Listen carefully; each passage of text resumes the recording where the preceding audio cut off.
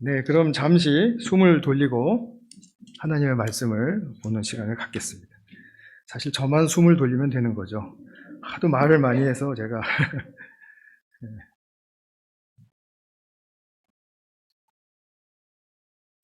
오늘은 데살로니가 후서 2장 13절부터 17절까지의 말씀을 보도록 하겠습니다. 데살로니가 후서 2장 13절부터 17절까지 제가 세 번역으로 봉독하겠습니다. 주님의 사랑을 받는 형제자매 여러분, 우리는 여러분의 일로 언제나 하나님께 감사하지 않을 수 없습니다. 하나님께서는 여러분을 성령으로 거룩하게 하시고 진리를 믿게 하여 구원에 이르게 하시려고 처음부터 여러분을 택하여 주셨기 때문입니다. 이렇게 되게 하시려고 하나님께서는 우리의 복음으로 여러분을 부르시고 여러분에게 우리 주 예수 그리스도의 영광을 얻게 하셨습니다. 그러므로 형제 자매 여러분, 든든히 서서 우리의 말이나 편지로 배운 전통을 굳게 지키십시오. 우리를 사랑하시고 은혜로 영원한 위로와 선한 소망을 주시는 하나님, 우리 아버지와 우리 주 예수 그리스도께서 친히 여러분의 마음을 격려하시고 모든 선한 일과 말에 굳세게 해 주시기를 빕니다. 아멘.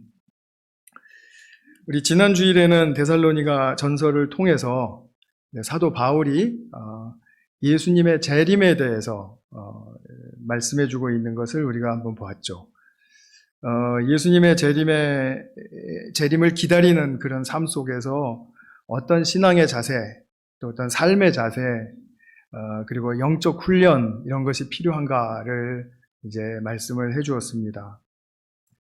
데살로니가 교우들이 이 바울의 편지를 받고 그리고 이제 깨우침이 있었던 것 같아요.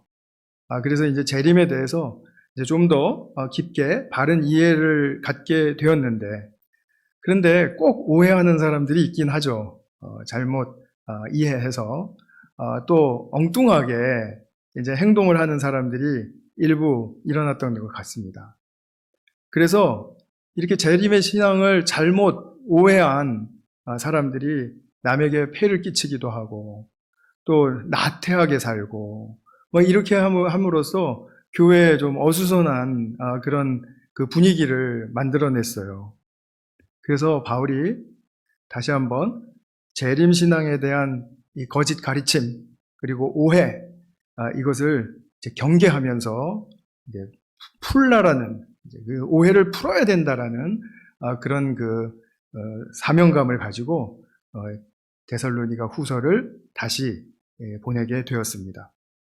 우리 지난주에 보신 전서는 따뜻하고 또 위로가 있는 그런 조의 어투로 쓰여진 편지였다면 오늘 이 후서는 굉장히 단호하고요.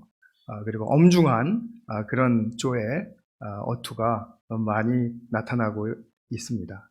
그만큼 이제 사도가 굉장히 여기에 대해서 진지하다라는 것을 우리가 알 수 있는 것이죠. 데살로니가 후서는 짧습니다. 1, 2, 3장, 3장으로밖에 구성이 되어 있지 않아요.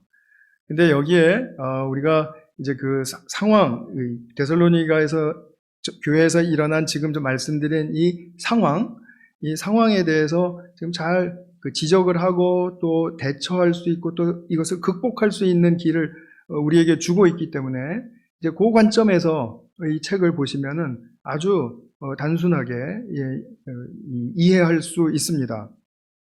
먼저 1장을 보시면은 이제 그 당시의 교회는 로마 제국에 굉장한 핍박을 받지 않았습니까? 그러니까 굉장히 박해가 많고 고난이 많았어요. 그런 가운데 있는 성도들에게 격려하는 그런 말씀을 먼저 합니다.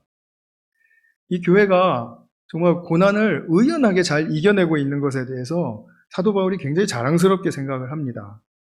그러면서 이 고난을 일으켜서 이 핍박을 당하게 하고 피해를 입게 하는 그 반대 무리들이 있죠. 이 로마 제국 또는 거짓 가르침을 가르치는 사람들, 이런 사람들을 하나님은 끝내 심판하실 것이다. 그래서 하나님의 그 심판이 아주 이게 강렬하게 이게 선포되는 가운데 마지막 최종 단계가 올 텐데 그것을 그 최종 단계가 이미 왔다라고 생각을 하고 아주 그것을 믿고 그리고 사람들에게 그것으로 말미암아 삶의 긴장감을 막 고조시키고 그리고 뭔가 정신없게 해서 막 자기 재산도 막 이렇게 내놓게 하는 막 이런 식의 그런 어떤 불합리하고 또 비신앙적인 그런 행태가 벌어지고 있는 것에 대해서 아직 그렇게 주님의 재림의 최종 단계는 오지 않았다라는 것을 다시 말해줌으로써 그들이 조금 더 자기의 삶 속에서 좀 이완되고 그렇지만 고난 속에서는 잘 이겨낼 수 있는 그런 힘을 이제 주고자 하는 의도를 담고 있습니다. 두 번째 2장으로 가면은 그래서 이제 주의 날, 그러니까 주님의 재림의 최종적 단계, 이제 이것이 주님의 날이라고 해서 한 날을 말하는 게 아니고요. 어떤 날이 아니라 기간을 이야기하는 것입니다. 그래서 주님이 재림하시는 어떤 그 최종 단계의 기간이 있는데 이 기간 속에서 이 기간이 지금 온 것이 아니라고 말씀을 드렸죠. 아직은. 그러니까 지금 이 오지 않은 단계에서 박해와 그리고 고난과 고통을 당하고 있는 것은 하나님의 심판이 아니다. 이렇게 지금 말해주고 있는 거예요. 자, 왜냐하면 박해를 하도 세게 당하니까 이걸 이겨내야지 하는 마음은 분명히 있습니다. 주님이 도와주실 거야 라는 믿음도 있고요. 그런데 어느 날 갑자기 생각해보면 와, 이렇게 세다니 이거 혹시 심판 아니야? 이렇게 믿는 사람들 나올 수 있겠죠. 그죠? 우리가 여러분 너무 큰 고통을 당하시고 질병도 크게 한번 알아보시고 이렇게 하면 하나님이 나를 왜 이렇게 치시는 거야? 하나님이 나를 성장시켜 주시려고 한다라고 굳게 믿고 잘 이겨나가고 있다가도 너무 아프고 힘들면 하나님이 날 버리신 거 아니야? 이렇게 생각하실 수 있잖아요. 데살로니가 교우들이 일부 그런 동요가 있었던 것 같아요. 너무 박해가 세니까. 그러니까 사도 바울은 이것은 심판이 아니다. 단지 주님께서 마지막 단계가 오게 되면 여러분들을 잘 세우시고 칭찬하시고 그리고 그 영광스럽게 하실 그 과정이지 결코 지금 이것이 심판이 아니다. 그리고 여러분들은 주님 오실 때 그 영광에 참여하는 아주 복되고 축복이 넘치는 주님의 백성들이다. 지금 이렇게 안위를 해주고 있는 겁니다. 그러면서 지금 주님의 그 재림의 최종 단계가 왔다고 주장하는 그 거짓 가르침을 배격해야 된다. 그거 따라가지 말아야 된다. 긴박감을 조성하는 왜 사람들이 요즘도 좀 있죠. 지난주에 말씀드렸듯이 다미선교회 같은 그런 선교단체는 물론 정상적인 교회가 아니지만 어쨌든 간에 굉장히 좀 무리를 많이 일으켰잖아요.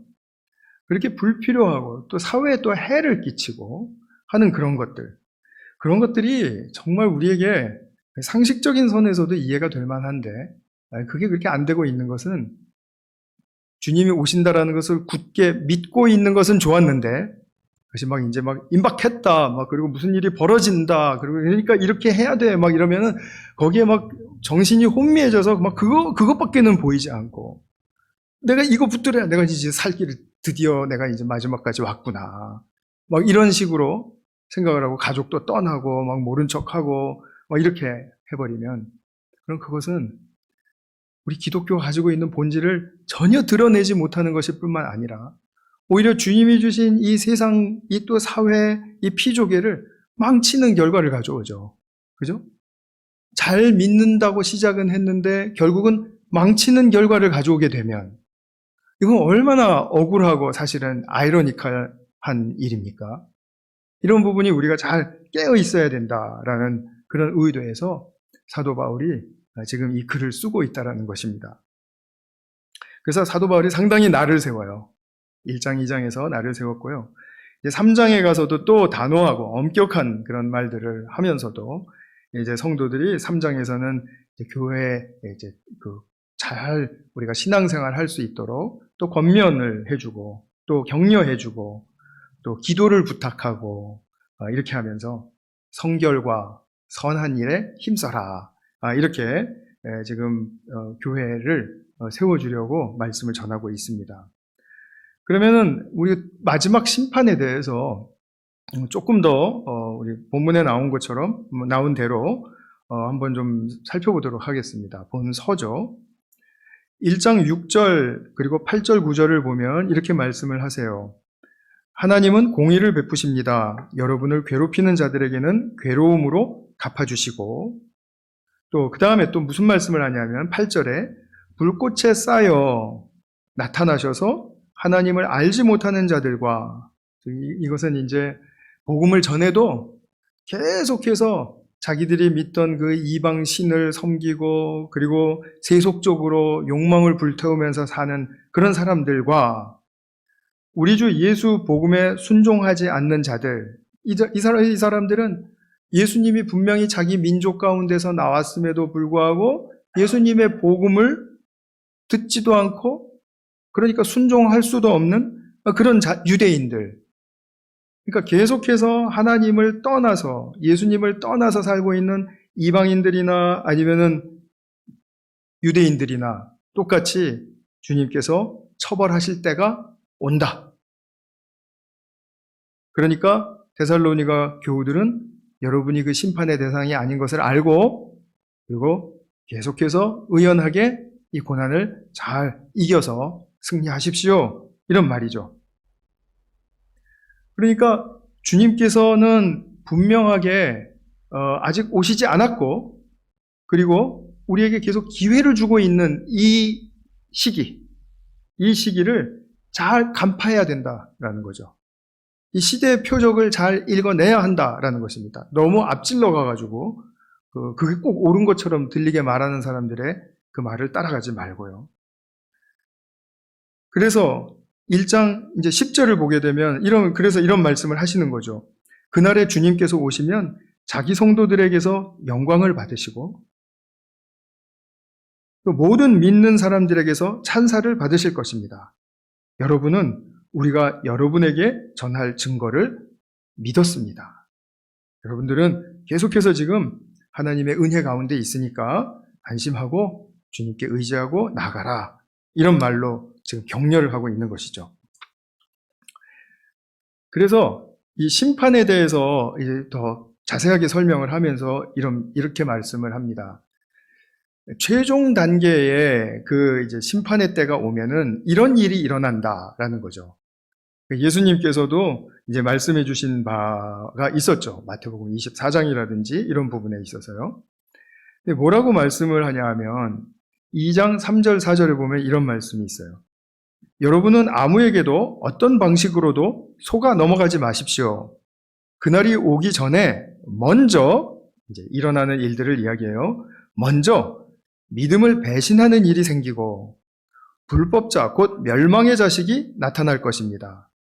그는 신이라고 불리는 모든 것이나 예배의 대상이 되는 모든 것에 대항하고 그들 위로 자기를 높이는 자인데 하나님의 성전에 앉아서 자기가 하나님이라고 주장할 것입니다. 이런 아주 말하자면은 잔인하면서도 센 자, 아나무인격인 아주 독불장군인 독재자 같은 모습의 그런 어떤 인물이 나타날 것입니다. 그런 인물 아직 안 나타났잖아요? 하고 지금 암시하는 거죠. 이런 이야기를 하면 유대 배경을 가지고 있는 사람들은 즉각 어떤 인물을 말하는지를 연상할 수 있었습니다. 왜냐하면 자기들 역사 속에 이런 인물이 하나 쳐들어왔던 적이 있었거든요. AD 한 175년경에, BC 175년경에 당시에 이제 그리스 헬라 제국이 패권을 잡고 있을 때 그 황제 중에 안티오쿠스 4세라는 아주 잔인한 왕이 하나 있었습니다. 이 사람은 이제 모든 것을 대적하는 사람이에요. 모든 이교도 신이고, 또 이제 유대인들이 믿는 여호와 하나님이고, 하여튼 모든 것을 대적하는 자예요. 결국은 유대인들이 하나님에 대한 신앙이 그토록 깊고 견고하다라는 것을 이제 듣고 쳐들어가서 성전을 점령하고 예루살렘에 있었던 성전을 점령하고 거기서 많은 행패를 부립니다. 대표적인 것들이 유대인들이 아주 극도로 이제 부정하다고 먹지 않고 피했던 돼지고기. 오늘날이랑은 좀 다릅니다. 저도 어제 돼지고기를 아주 맛있게 먹었는데요. 돼지고기 같은 거를 막 성전 앞마당에서 삶고 끓이고 막 이렇게 하면서 냄새가 풀풀 풍기게 하고요. 그 다음에 이 성전은 하나님이 계시는 곳이라며? 그래? 하나님이 계시는 곳에서 제일 잘 섬기는 제사장들 너희들 나와봐. 내가 너희들을 하나님이 너희들을 잘 지켜주시는지 안 지켜주시는지 내가 볼 거야. 그리고 가족들까지 불러서 다 처형해버리고 뭐 피바다를 만들어버리고 이런 그 아주 잔인한 짓을 했어요. 그러니까 성전에 앉아서 자기가 하나님보다 더 높다고 외치는 자, 바로 이 안티오쿠스 4세 같은 사람이죠. 주님의 재림의 마지막 때에 이 세상에는 뭔가 이렇게 풀림이 일어납니다. 그래서 악한 세력도 확 풀릴 거라고 이야기를 해요. 그런데 그 악한 세력 중에는 그냥 뭐 만만한 것만 있는 게 아니고 정말 너무 센 것들이 많은 거예요. 이런 식으로 안티오쿠스 4세처럼 모욕하고 잔인하게 사람을 막 처형하고 그래서 공포감을 조성하고 이런 인물들이 나올 거라는 거죠. 그런데 사도 바울은 이런 인물은 아직 안 나왔으니까 아직 심판 때가 온 것은 아니다. 지금 이 얘기를 또 계속해서 하는 겁니다. 제가 계속해서 지금 강조하고 있죠. 근데 이런 자의 배후에는 사탄이 있다라고 이야기를 해요. 9절에 나오죠. 2장 9절에. 그 불법자의 나타남은 사탄의 작용에 따른 것인데 그는 온갖 능력과 표징과 거짓 이적을 행하고 온갖 불의한 속임수로 멸망을 받을 자들을 속일 것입니다. 그래서 자기만 이제 뭐 최종적으로 멸망을 당하는 게 아니라 계속해서 속임수를 써서 멸망당할 자들을 계속해서 불러 모아드리는 거죠. 그래서 이런 자들이 이제 주님의 영광에서 떨어져 나가서 심판을 받는 때가 반드시 오는데 이때가 아직 아니지 않냐. 이제 이런 얘기예요. 그래서 오늘 본문을 보시면, 읽으신 본문을 보시면 2장 13절부터 보셨는데 아직 그 마지막 최종 때는 임하지 않았으니까 여전히 주님께서 원하시는 삶을 살아야 한다. 다시 말하면 성령으로 거룩하게 하시는 그 일을 체험을 하고 그런 삶을 살아야 한다. 성령으로 거룩하게 하시는 일이 뭡니까? 우리가 말씀을 펴거나 또는 뭐 예배에 참석하거나 또는 기도의 문을 두드려서 기도의 그 세계의 영역으로 들어갈 때 주님께서 나에게 깨우침을 주시고 그 깨우침으로 말미암아 그리스도의 뜻을 알고 더 따르게 하시고 나의 삶이 주님이 주시는 평강과 위로의 능력 가운데 정말 이 내력이 이제 굳건해져서 어떤 외력이 닥쳐도 그것을 힘들지만 그래도 이겨낼 수 있는 그런 삶을 살아야 한다. 그것이 바로 성도의 거룩함의 능력이죠. 그렇게 살아야 한다. 진리를 믿게 하여 구원에 이르게 하시려고 한다. 우리가 이미 구원을 받았는데 뭘 또 구원에 이르시게 하려고 합니까? 이 말은 우리가 이제 문맥을 보면 잘 알 수 있어요. 왜냐하면 구원은 무엇입니까? 심판받을 대상으로부터 구해주는 거잖아요. 그러니까 마지막 때가 오면은 그때 멸망당하고 주님의 영광으로부터 떨어져 나갈 그 사람들로부터 우리를 구별해내서 구해주시는 거잖아요. 그러니까 마지막 때에도 그런 구원이 있다라는 거죠. 그죠? 확실한 그 구원이 있어요. 그러니까 우리가 이런 그 상황 속에서 주님의 재림이 최종 단계로 이르지 않은 것은 분명하다. 그러니까 이 데살로니가 교회에 있었던 것처럼 주님이 이제 뭐 마지막까지 이제 오실 만큼 다 오셨다니까 마음대로 살자. 그리고 뭐 자기 편의대로 해석을 한 거죠. 그리고 막 착한 사람들, 착한 성도들 가서 민폐를 끼치고 그리고 뭐 어떻게 살아도 뭐 나는 구원은 얻었으니까 막 이러면서 그러니까 바울의 편지의 내용, 전서, 데살로니가 전서를 잘못 이해했던 거예요. 부정하게 해석을 했던 것입니다. 그래서 사도 바울은 3장 10절에 보시면은 이런 유명한 말이죠. 이거 여기 나오는 말입니다. 일하기를 싫어하는 사람은 먹지도 말라. 이걸 또 정치적으로 많이 이용하고 또 이념적으로 이용하고 막 그랬다. 그 아시죠? 여기서 나온 말을 그냥 또 불필요하게 이용을 해가지고 이렇게 막 써먹고 그런 사람들 참 나쁜 사람들이죠. 사실 보면. 어쨌든 뭐 성경 말씀에 지금 사도 바울이 하신 말씀이 이래요. 그러면 이 말은 그러면 안 먹을 거면 일 안 해도 된다라는 뜻입니까? 지금 이 일에 대한 본질을 말하고 있는 거잖아요, 지금. 그러니까 이런 거예요. 저 초등학교 학생이 일기를 하나 썼는데 이렇게 썼대요. 나는 오늘 지각을 했다.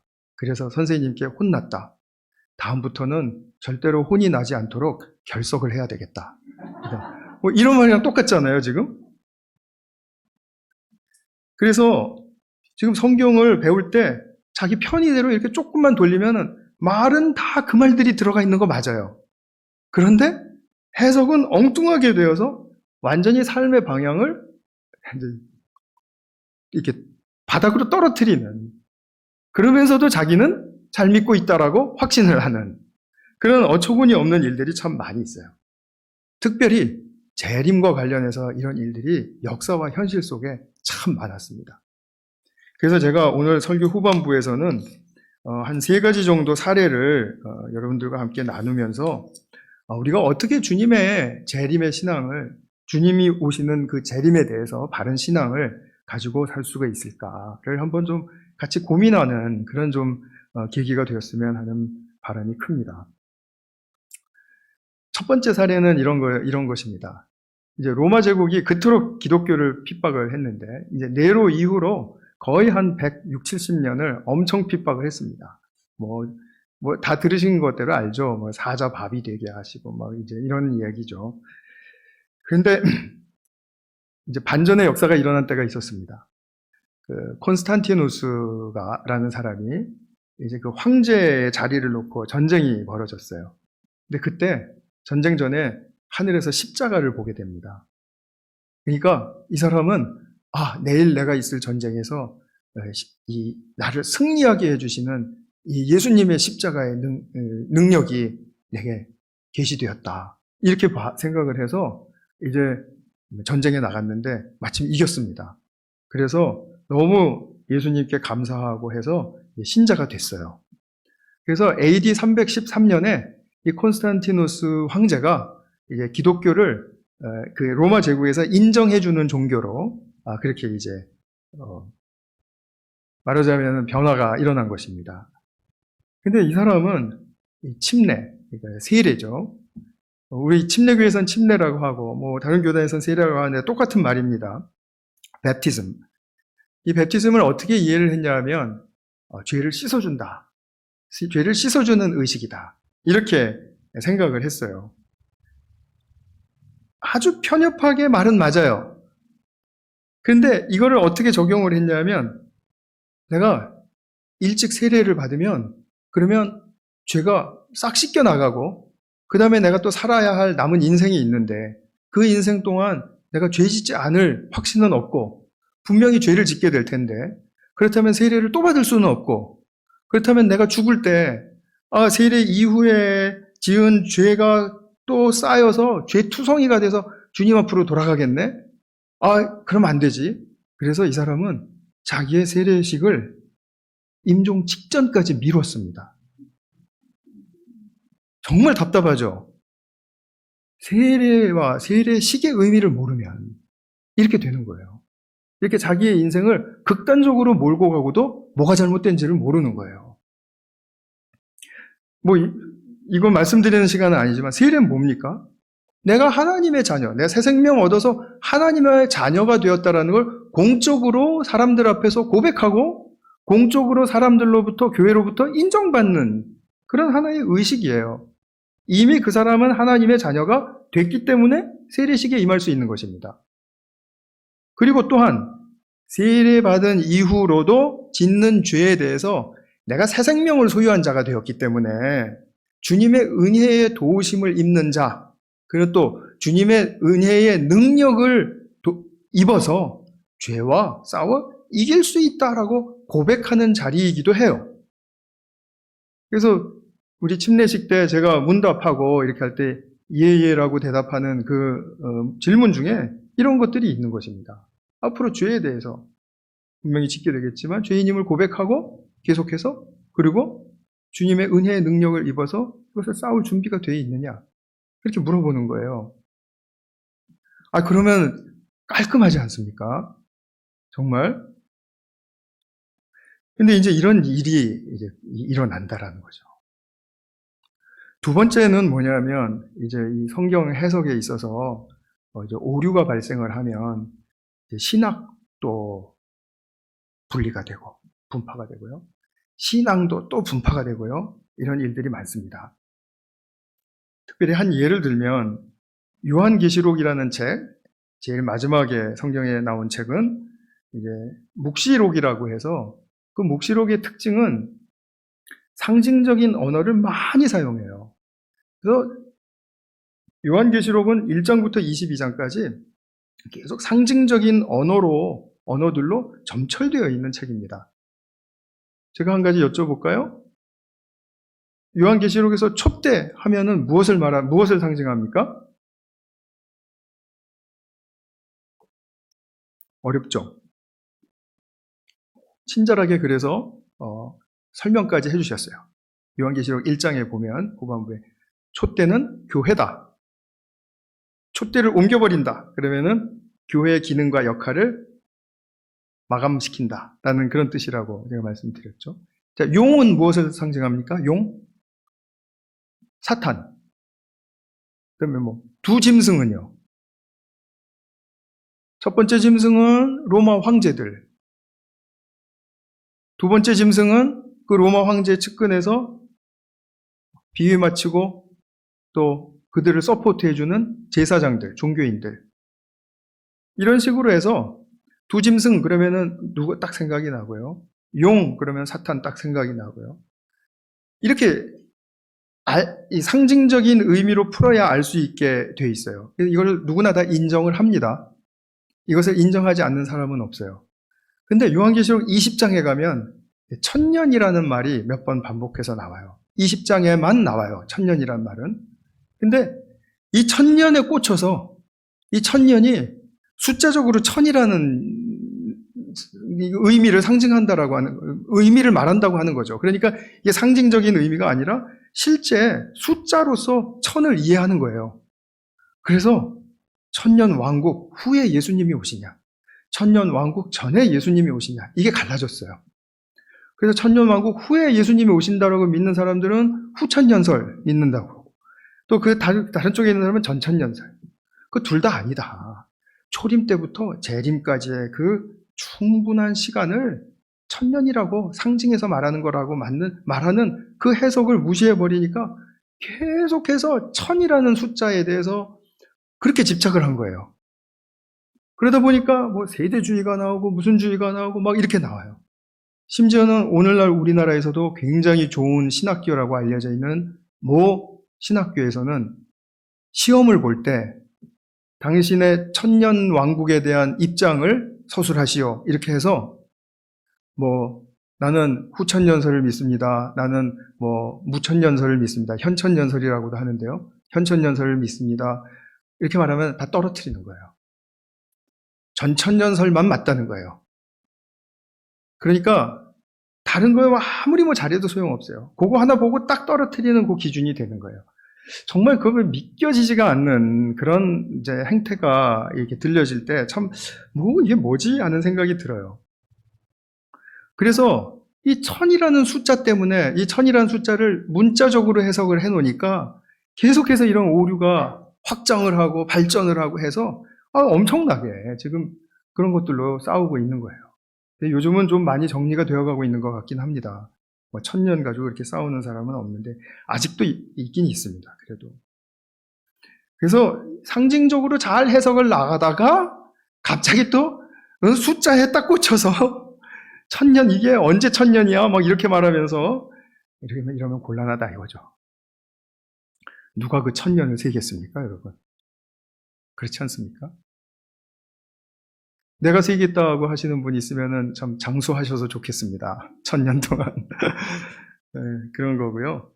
그 다음에 세 번째는 제가 조금 더 길게 요즘 상황과 좀 맞물린 것인데 좀 설명을 드리려고 합니다.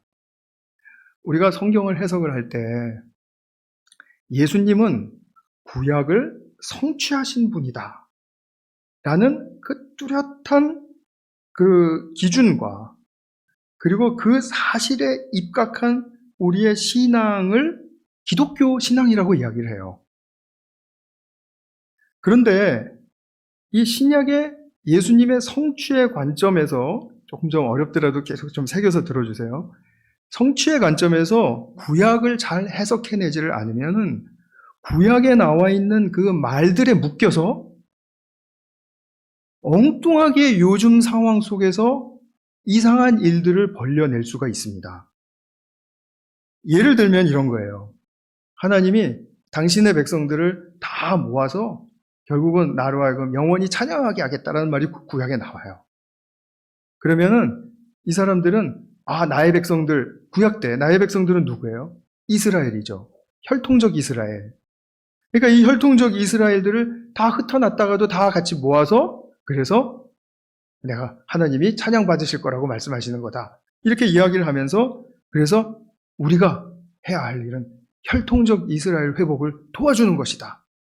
그래서 막 어떤 교회들 좀 그거 운동을 벌리고 이래요. 혈통적 이스라엘의 회복뿐만이 아니라 이 구약시대에 가장 중요한 상징적인 의미를 가지고 있었던 도시가 예루살렘입니다. 그죠? 예루살렘에는 성전도 있고. 그렇기 때문에, 그런데 지금 이 성전이라는 곳이 어떻게 돼 있냐면은, 회교도들의 그 아래에 있어요. 그래서 그 성전 안으로 들어가려면 그 무장한 회교도 군인들한테 이제 심사를 받고 그리고 허락을 받고 들어가야 됩니다. 정해진 시간에는 그냥 들어갈 수 있게 해주지만 정해진 시간에 들어가지 않으려면 회교도의 그 경전에 몇 장을 외워라. 그거를 말하면 들여보내주고 이렇게 합니다. 그러니까 이거는 말이 안 된다 이거죠. 물론 현실적으로 좀 씁쓸한 면이 없잖아 있지만 이것을 성경적으로 완전히 이 성전을 이렇기 때문에 회복을 시켜야 된다. 예루살렘을 회복을 시켜야 된다. 이렇게 말하는 사람들은 지금 신약의 성취의 관점에서 구약을 바라보지를 못하고 있다는 거예요. 실질적으로 물리적인, 지정학적으로 존재하는 예루살렘을 회복하라라는 말씀이 아니고 그래서 우리는 이런 사람들을 만나게 돼요. 백투 예루살렘 많이 들어보셨죠? 들어보신 분 제가 먼저 확인 좀 한번 해볼까요? 백투 예루살렘. 그렇게 많지는 않으시네요. 네, 감사합니다. 이 사람들이 얘기하는 건 뭐냐면 혈통적인 이스라엘이 회복돼야 된다. 그래서 세계에 흩어진 유대인들을 이스라엘로 다 보내서 지금 다 거기 모이게 해야지 주님이 재림하신다. 이렇게 믿는 사람들이에요. 그와 동시에 예루살렘 회복시켜야 된다. 성전의 회복이에요. 근데 진짜 실질적으로 혈통적인 이스라엘의 의미가 오늘날까지 성경적으로 살아있냐라는 거예요. 신약의 관점에서. 예루살렘 성전의 의미가 신약의 관점에서 아직도 살아있느냐라는 것입니다. 너무 쉽게 대답을 할 수가 있어요. 사도 바울 같은 경우에는 갈라디아서에서 아브라함의 혈통적인 자손이 진짜 유대인이냐? 아니다. 아브라함의 영적인 자손들, 오늘날 우리와 같은 영적인 자손들이 진짜 하나님의 백성이다. 이렇게 이야기를 해요. 그 외에도 여러 군데 많이 있습니다. 예루살렘 성전도 마찬가지입니다. 예수님께서 예루살렘 성전 허물어질 거라고 말씀을 하셨죠.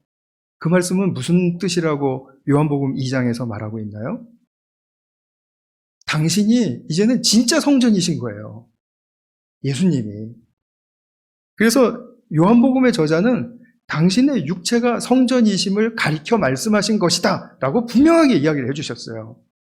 그럼 우리에게 물리적이고 지정학적인 의미에서 예루살렘 성전이 필요합니까?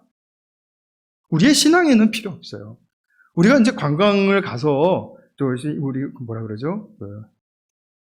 성지순례 이렇게 가서 옛날에 이스라엘 백성들이 여기서 그렇게 그토록 하나님을 간절하게 찾고 했구나. 오늘날 우리는 여기까지 오지 않아도 예수님이 내 안에 계시니까, 성전 대신 예수님이 내 안에 계시는 또 내가 성전이 되니까 얼마나 감사한 일인가. 좀 그렇게 신약적인 관점까지 탁 이렇게 확대해서, 그리고 성지순례를 마치고 돌아오면 얼마나 더 풍성한 그 여행이 됩니까? 그런데 내가 돌아갈 곳은 예루살렘이구나. 예루살렘으로 그래가지고 갔는데, 가려고 하다 보니까 회교도들 국가들이 많은 거예요. 그러니까 회교도부터 먼저 선교해야 되겠다 그래가지고 하는, 이게 인터콥이 하는 일이에요. 인터콥 선교단체. 이단은 아니에요. 저는 이단이라고 말하고 싶진 않아요. 한동안 이단 취급을 받았는데 다들 모여서 이제 이단은 아니다 이렇게 결정을 내려준 것 같아요. 그래서 저는 이단 시비를 걸고 이렇게 하려고 지금 말씀드린 게 아니라, 얼마나 신약적인 성취의 관점에서 성경이 안 보이고 또 그렇게 해석을 한다 그래도 그게 얼마나 자기 자신과 우리 교회에 리얼하지 않으면, 실질적이 아니니까 이 계속해서 눈에 보이는 혈통과 지정학적인 의미에서의 그 장소를 지금 추구하고 있다는 얘기예요. 이게 얼마나 예수님이 이루어 놓으신 그 구원의 복된 사역을 정말 너무 축소시키다 못해 메마르게 하고, 그리고 사람들의 삶까지 거기에 빠지게 해서 많은 피해를 입게 하느냐라는 것입니다.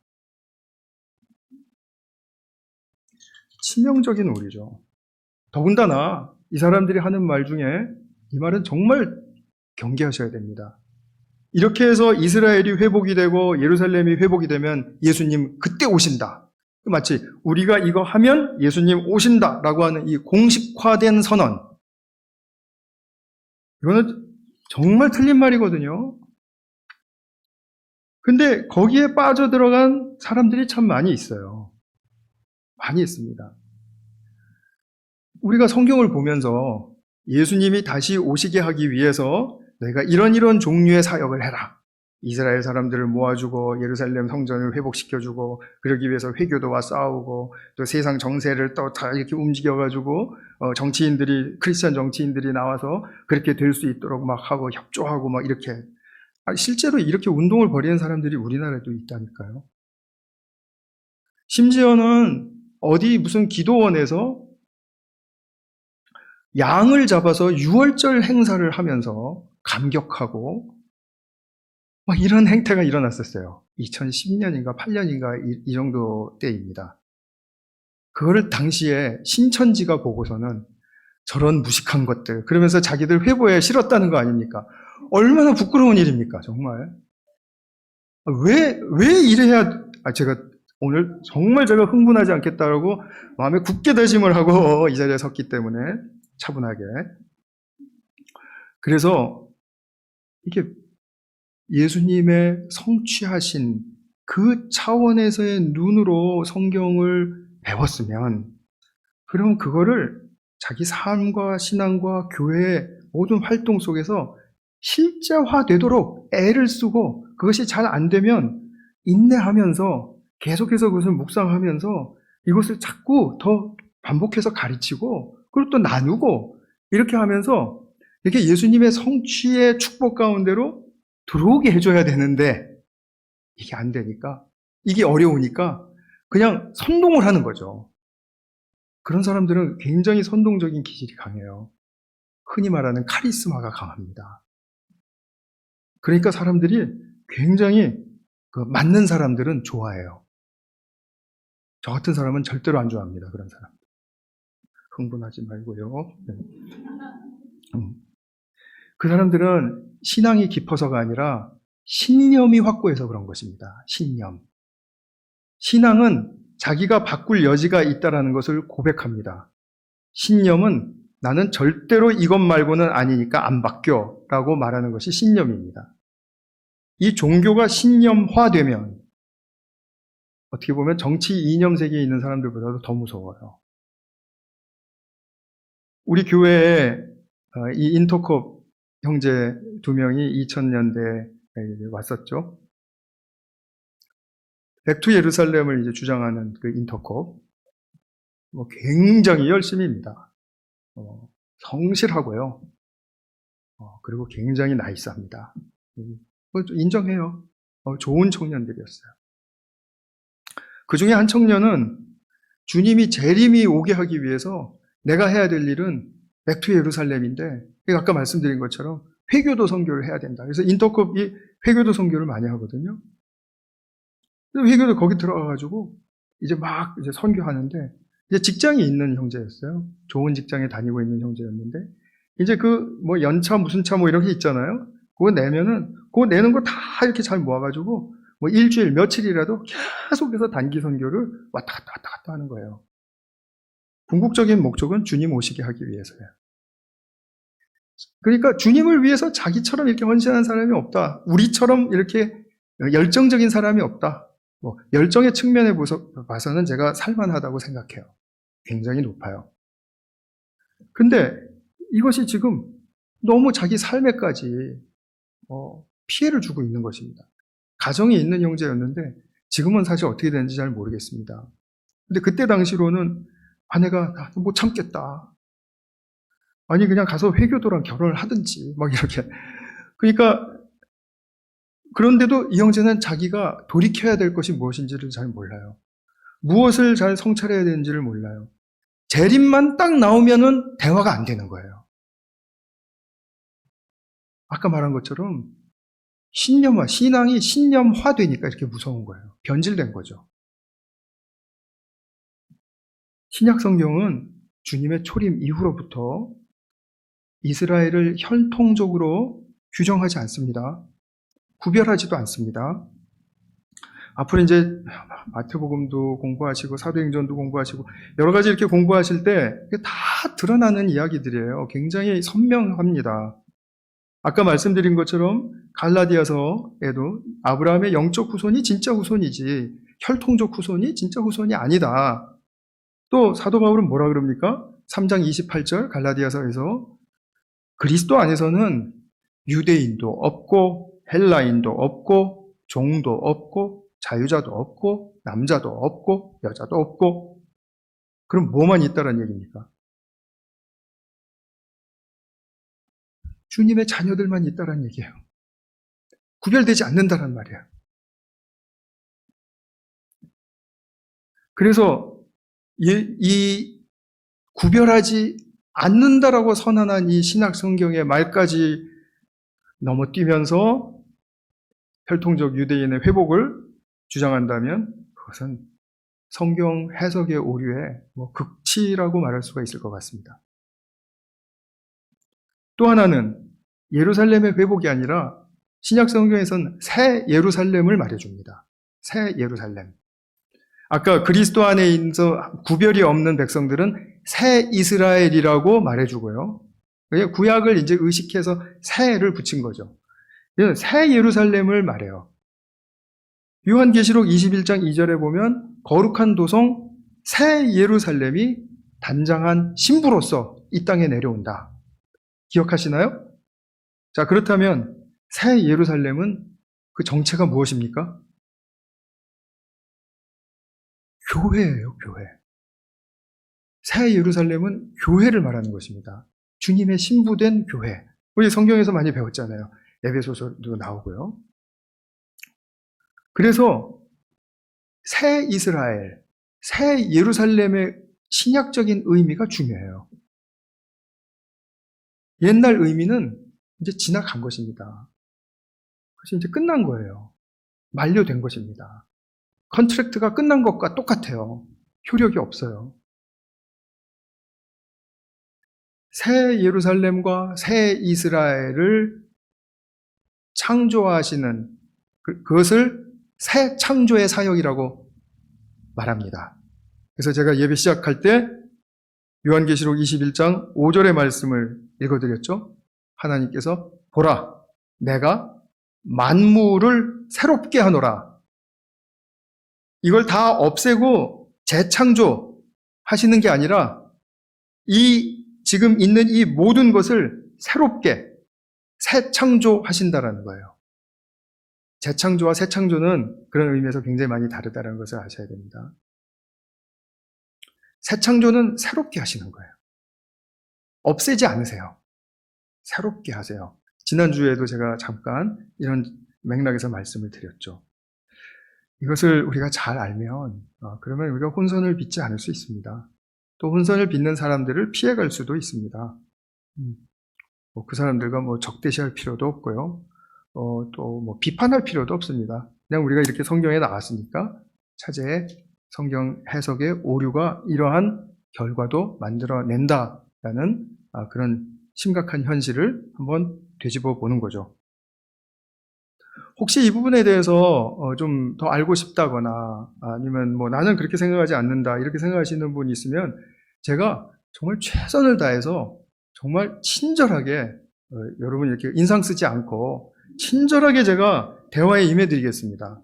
뒤에서 얘기하지 마시고 저한테 오셔서 말씀해 주세요. 그러면 제가 객관적인 자료들도 있고 그리고 또 소개해드릴 저 아니면 또 소개해드릴 분도 있어요. 그러니까 그런 분들하고도 좀 훌륭한 학자이기도 하고 또 목사님이기도 한 분들 그렇게 도와드릴 테니까 꼭 대화를 가져주시기 바라요. 그러면서 우리가 주님의 재림을 더 바르게 기다릴 수 있는 신앙인이 되지 않겠습니까? 말씀을 맺겠습니다. 데살로니가 후서를 보면서 오늘날에도 주님의 재림과 관련해서 많은 오류가 범해지고 있다라는 사실을 우리가 직시하게 되는데요. 포인트는 이것이죠. 혈통이나 지정학적 구별 없는 그런 하나님의 참 백성 그리고 하나님의 참 교회 이것에 대한 초점이 분명하고 그리고 이것에 대한 이해가 바르게 성장할수록 우리는 주님의 재림을 잘 기다리고 또 주님을 기쁘게 해드릴 수 있는 신앙을 가질 수 있다. 이런 축복이 넘치는 우리 성도님들 되시기를 축원합니다. 같이 한번 기도하겠습니다. 하나님 아버지 감사합니다. 우리 데살로니가 후서를 통해서 참 우리 재림에 대한 이 이해를 좀 바르게 하는 것이 얼마나 중요한가를 한번 살펴보았습니다. 주님 분명히 다시 오실 터인데 정말 그 최종 단계가 나타나면 임박하면 우리는 누구나 그것을 알고 또 준비를 할 수 있을 것인데 미리 앞질러 가서 우리가 참으로 더해지고 지나치고 과도한 그런 신앙의 모습들이 우리의 삶과 또 우리의 주변을 해치지 않도록 주님 지켜주실 줄 믿습니다. 주님, 우리가 정말 주님의 재림을 사모합니다. 그러나 또한 오늘도 우리에게 찾아오셔서 우리에게 또 은혜 내려주시고 또 축복하시는 주님의 오심도 정말 진심으로 사랑합니다. 그래서 정말 우리 사랑하는 주님이 늘 함께 계시다라는 사실에 대해서 영광을 돌리며 찬양할 수 있는 주님의 참 백성 되게 하여 주시옵소서. 예수님의 이름으로 기도하였습니다. 아멘.